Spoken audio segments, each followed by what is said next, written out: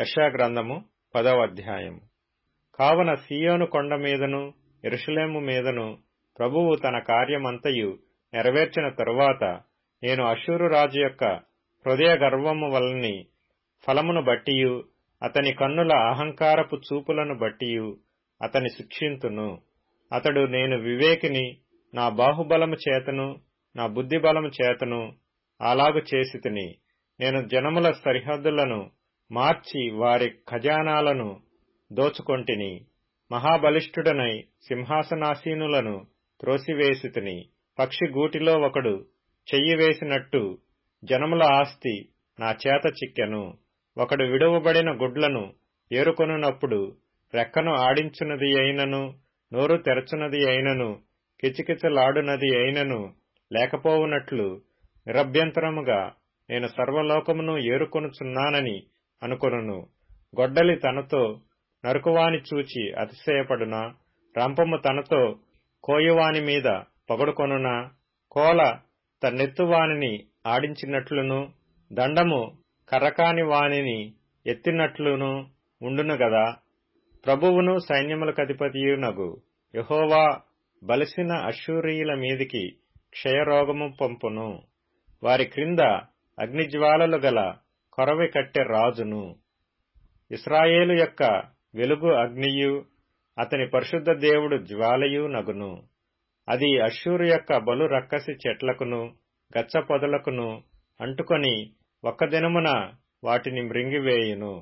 ఒకడు వ్యాధిగ్రస్తుడై క్షీణించిపోవునట్లుగా శరీర ప్రాణములతో కూడా అతని అడవికిని అతని ఫలభరితమైన పొలములకును కలిగిన మహిమను అది నాశనము చేయును. అతని అడవి చెట్ల శేషము కొంచెమగును. బాలుడు వాటిని లెక్క పెట్టవచ్చును.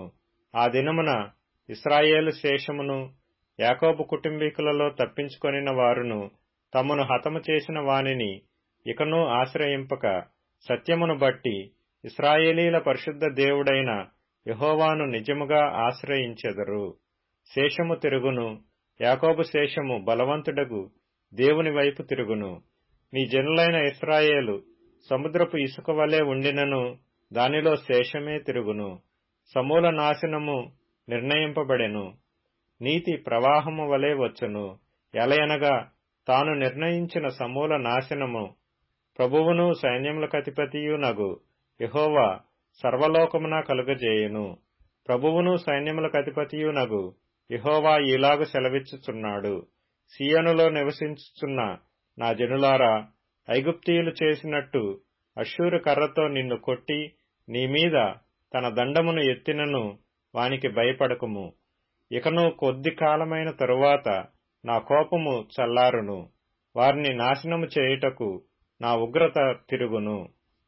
ఓరేబు బండ యొద్ద మిద్యానును హతము చేసినట్లు సైన్యములకధిపతియగు యెహోవా తన కొరడాలను వాని మీద ఆడించును. ఆయన దండము సముద్రము వరకు వచ్చును. ఐగుప్తీయులు దండమెత్తినట్లు ఆయన దాని నెత్తును. ఆ దినమున నీ భుజము మీద నుండి అతని బరువు తీసివేయబడును. నీ మెడ మీద నుండి అతని కాడి కొట్టివేయబడును. నీవు బలసినందున ఆ కాడి విరగగొట్టబడును. అష్షూరీయులు ఆయాతు మీద పడుచున్నారు. మిగ్రోను మార్గముగా పోవుచున్నారు. మిక్మషులో తమ సామాగ్రి ఉంచుచున్నారు. వారు కొండసందు దాటి వచ్చుచున్నారు. రామా వణుకుచున్నది, గెబలో బసచేతము రండని అనుచున్నారు. సౌలు గిబ్యా నివాసులు పారిపోవుదురు. గల్లీములారా బిగ్గరగా కేకలు వేయుడి. లాయూషా ఆలకింపుము. అయ్యయ్యో, అనాతోతు మద్మేనా జనులు పారిపోవుదురు. గిబా నివాసులు పారిపోదురు. ఈ దినమే దండు నోబులో దిగును.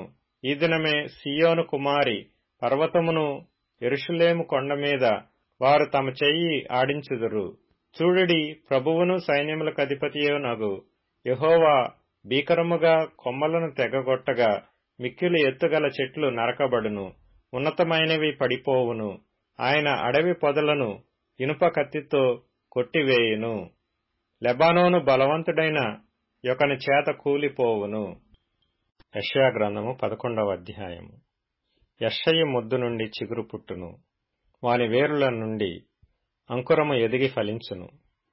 యెహోవా ఆత్మ జ్ఞాన వివేకములకు ఆధారమగు ఆత్మ, ఆలోచన బలములకు ఆధారమగు ఆత్మ, తెలివిని యెహోవా ఎడల భయభక్తులను పుట్టించు ఆత్మ అతని మీద నిలుచును.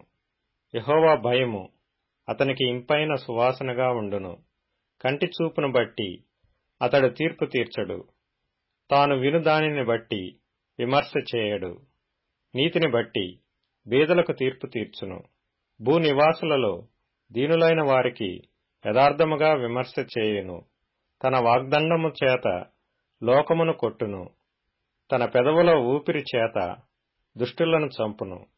అతని నడుమునకు నీతియు అతని తుంట్లకు సత్యమును నడికట్టుగా ఉండును. తోడేలు గొర్రెపిల్ల యొద్ద వాసము చేయును. చిరుతపులి మేకపిల్ల యొద్ద పండుకొనును. దూడయు కొదమసింహమును పెంచబడిన కోడెయు కూడుకొనగా బాలుడు వాటిని తోలును. ఆవులు ఎలుగులు కూడి మేయును. వాటి పిల్లలు ఒక్కచోటనే పండుకొనును. ఎద్దు మేయునట్లు సింహము గడ్డి మేయును. పాలు కొడుచు పిల్ల నాగుపాము పుట్ట యొద్ద ఆట్లాడును. మిడినాగు పుట్ట మీద పాలు విడిచిన పిల్ల తన చెయ్యి చాచును. నా పరిశుద్ధ పర్వతమందంతటను ఏ మృగమును హాని చేయదు, నాశనము చేయదు. సముద్రము జలముతో నిండియున్నట్టు లోకము యెహోవాను గూర్చిన జ్ఞానముతో నిండియుండును. ఆ దినమున ప్రజలకు ధ్వజముగా నిల్చుచుండు యెషయి వేరు చిగురునొద్ద జనములు విచారణ చేయును. ఆయన విశ్రమ స్థలము ప్రభావము గలదగును.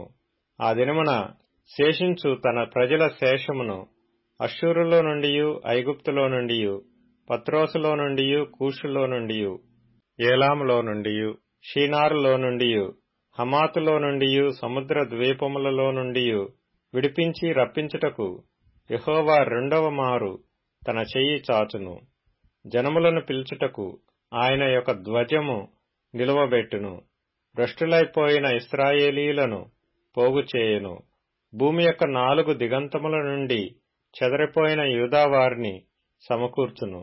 ఎఫ్రాయిమునకున్న మత్సరము పోవును. యూదా విరోధులు నిర్మూలమగుదురు. ఎఫ్రాయిము యూదాయందు మత్సరపడడు. యూదా ఎఫ్రాయిమును బాధింపడు. వారు ఫిలిస్తీల భుజము మీద ఎక్కుదురు. పడమటి వైపుకు పరిగెత్తిపోవుదురు. ఏకీభవించి తూర్పు వారిని దోచుకొందురు. ఎదోమును మోయాబును ఆక్రమించుకొందురు. అమ్మోనీయులు వారికి లోబడుదురు. మరియు యెహోవా ఐగుప్తు సముద్రము యొక్క అఖాతమును నిర్మూలము చేయును. వేడిమి గల తన ఊపిరిని ఊదును. యూఫ్రటీసు నది మీద తన చెయ్యి ఆడించును. 7 కాలవలుగా దాని చీలగొట్టును. పాదరక్షలు తడవకుండా మనుష్యులు దాటునట్లు దాని చేయును. కావున ఐగుప్తు దేశము నుండి ఇశ్రాయేలు వచ్చిన దినమున వారికి దారి కలిగినట్లు అష్షూరు నుండి వచ్చు ఆయన ప్రజల శేషమునకు రాజమార్గముండును. యెషయా గ్రంథము 12వ అధ్యాయము. ఆ దినమున మీరీలాగందురు, యెహోవా, నీవు నా మీద కోపపడితివి, నీ కోపము చల్లారెను. నిన్ను స్తుతించుచున్నాను, నీవు నన్ను ఆదరించియున్నావు. ఇదిగో నా రక్షణకు కారణభూతుడగు దేవుడు. నేను భయపడక ఆయనను నమ్ముకొనుచున్నాను. యెహోవా, యెహోవాయే నాకు బలము, ఆయనే నా కీర్తనకాస్పదము. ఆయన నాకు రక్షణాధారమాయెను. కావున మీరు ఆనందపడి రక్షణాధారములైన బావులలో నుండి నీళ్లు చేదుకొందురు. ఆ దినమున మీరీలాగందురు, యెహోవాను స్తుతించుడి, ఆయన నామమును ప్రకటించుడి. జనములలో ఆయన క్రియలను ప్రచురము చేయుడి. ఆయన నామము ఘనమైనదని జ్ఞాపకమునకు తెచ్చుకొనుడి. యెహోవాను గూర్చి కీర్తన పాడుడి. ఆయన తన మహాత్మ్యమును వెల్లడిపరిచెను. భూమి అందంతటను ఇది తెలియబడును. సియోను నివాసి, ఉత్సాహధ్వని బిగ్గరగా చేయుము. నీ మధ్యనున్న ఇశ్రాయేలు యొక్క పరిశుద్ధ దేవుడు ఘనుడై ఉన్నాడు. 110వ కీర్తన. ప్రభువు నా ప్రభువుతో సెలవిచ్చిన వాక్కు, నేను నీ శత్రువులను నీ పాదములకు పీఠముగా చేయు వరకు నా కుడి పార్శ్వమున కూర్చుండుము. యెహోవా, నీ పరిపాలన దండమును సియోనులో నుండి సాగజేయుచున్నాడు. నీ శత్రువుల మధ్యను నీవు పరిపాలన చేయుము. యుద్ధ సన్నాహ దినమున నీ ప్రజలు ఇష్టపూర్వకముగా వచ్చెదరు. నీ యవనస్తులలో శ్రేష్ఠులు పరిశుద్ధాలంకృతులై మంచు వలె అరుణోదయ గర్భములో నుండి నీ యొద్దకు వచ్చెదరు. మెల్కీసెదకు క్రమము చొప్పున నీవు నిరంతరము యాజకుడవై ఉండెదవని యెహోవా ప్రమాణము చేసియున్నాడు. ఆయన మాట తప్పనివాడు. ప్రభువు నీ కుడిపార్శ్వమందుండి తన కోపదినమున రాజులను నలగగొట్టును. అన్యజనులను ఆయన తీర్పు తీర్చును. దేశము శవములతో నిండియుండును. విశాల దేశము మీది ప్రధానుని ఆయన నలగగొట్టును. మార్గమును ఏటి నీళ్లు పానము చేసి ఆయన తల ఎత్తును. సామెతల గ్రంథం 23వ అధ్యాయం. బుద్ధిహీనుడు వినగా మాటలాడకుము, అట్టివాడు నీ మాటలలోని జ్ఞానమును తృణీకరించును. పురాతనమైన పొలిమేర రాతిని తీసివేయకుము. తల్లిదండ్రులు లేని వారి పొలములోనికి నీవు చొరబడకూడదు. వారి విమోచకుడు బలవంతుడు, ఆయన వారి పక్షమున నీతో వ్యాజ్యమాడును. కొరింథీయులకు రాసిన 2వ పత్రిక 11వ అధ్యాయము. నేను అవివేకినని ఎవడునూ తలంచవద్దని మరల చెప్పుచున్నాను. అట్లు తలంచిన ఎడల నేను కొంచెము అతిశయపడునట్లు నన్ను అవివేకినైనట్టుగానే నేర్చుకొనుడి. నేను చెప్పుచున్నది ప్రభువు మాట ప్రకారము చెప్పుటలేదు గాని ఇట్లు అతిశయపడుటకు ఆధారము కలిగి అవివేకి వలె చెప్పుచున్నాను. అనేకులు శరీర విషయములో అతిశయపడుచున్నారు గనుక నేనును అలాగే అతిశయపడుదును. మీరు వివేకులయ్యుండి సంతోషముతో అవివేకులను సహించుచున్నారు. ఒకడు మిమ్మును దాస్యమునకు లోపర్చినను, ఒకడు మిమ్ము మృంగివేసినను, ఒకడు మిమ్ము వశపర్చుకొనినను, ఒకడు తన్ను గొప్ప చేసుకొనినను, ఒకడు ముఖము మీద మిమ్మును కొట్టినను మీరు సహించుచున్నారు. మేము బలహీనులమై ఉన్నట్టు అవమానముగా మాటలాడుచున్నాను. ఏ విషయమందును ఎవడైనా ధైర్యము కలిగియున్నాడో ఆ విషయమందు నేను కూడా ధైర్యము కలిగిన వాడను. అవివేకముగా మాటలాడుచున్నాను. సుమా, వారు హెబ్రీయులా? నేనును హెబ్రీయుడనే. వారు ఇశ్రాయేలీయులా? నేనును ఇశ్రాయేలీయుడనే. వారు అబ్రహాము సంతానమా? నేనును అట్టివాడనే. వారు క్రీస్తు పరిచారకులా? వెర్రివాని వలె మాటలాడుచున్నాను. నేనును మరి ఎక్కువగా క్రీస్తు పరిచారకుడను. మరి ఏ విషయముగా ప్రయాసపడితిని? మరి అనేక పర్యాయములు చెరసాలలో ఉంటిని.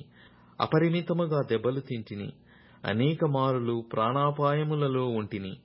యూదుల చేత 5 మారులు ఒకటి తక్కువ 40 దెబ్బలు తింటిని. 3 మారు బెత్తములతో కొట్టబడితిని. ఒకసారి రాళ్లతో కొట్టబడితిని. 3 మారు ఓడ పగిలి శ్రమపడితిని. ఒక రాత్రింబగళ్ళు సముద్రములో గడిపితిని. అనేక పర్యాయములు ప్రయాణములలోనూ, నదుల వలనైన ఆపదలలోనూ, దొంగల వలనైన ఆపదలలోనూ, నా స్వజనుల వలనైన ఆపదలలోనూ, అన్యజనుల వలనైన ఆపదలలోనూ, పట్టణములో ఆపదలలోనూ, ప్రయాసముతోనూ కష్టముతోనూ, తరచుగా జాగరణములతోనూ, ఆకలి దప్పులతోనూ, తరచుగా ఉపవాసములతోనూ, చలితోనూ, దిగంబరత్వముతోనూ ఉంటిని. ఇంకను చెప్పవలసినవి అనేకములున్నవి. ఇవియునుగాక సంఘములన్నిటిని గూర్చిన చింతయు కలదు. ఈ భారము దినదినమును నాకు కలుగుచున్నది. ఎవడైనను బలహీనుడాయనా? నేనును బలహీనుడను కానా? ఎవడైనను తొట్రుపడినా నాకును మంట కలుగదా? అతిశయపడవలసి ఉంటే నేను నా బలహీనత విషయమై సంగతులను గూర్చియే అతిశయపడుదును. నేనబద్ధమాడుట లేదని నిరంతరము స్తుతింపబడుచున్న మన ప్రభువగు యేసు యొక్క తండ్రి అయిన దేవుడు ఎరుగును. దమస్కులో అరెత అను రాజు క్రింద ఉన్న అధిపతి నన్ను పట్టగోరి కావలియుంచి దమస్కీయుల పట్టణములను భద్రము చేసెను.